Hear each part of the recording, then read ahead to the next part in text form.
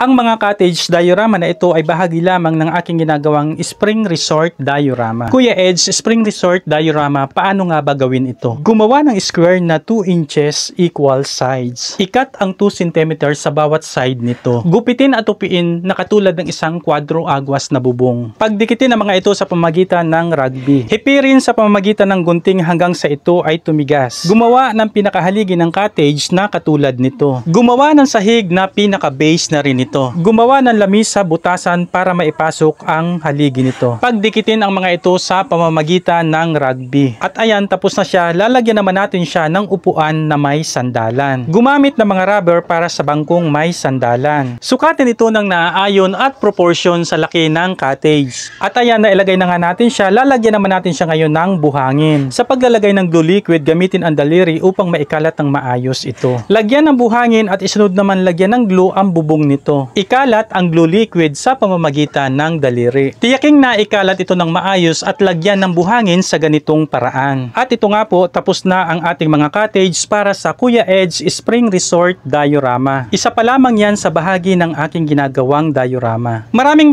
salamat pong muli sa inyong panonood. Please like and share, follow me and subscribe.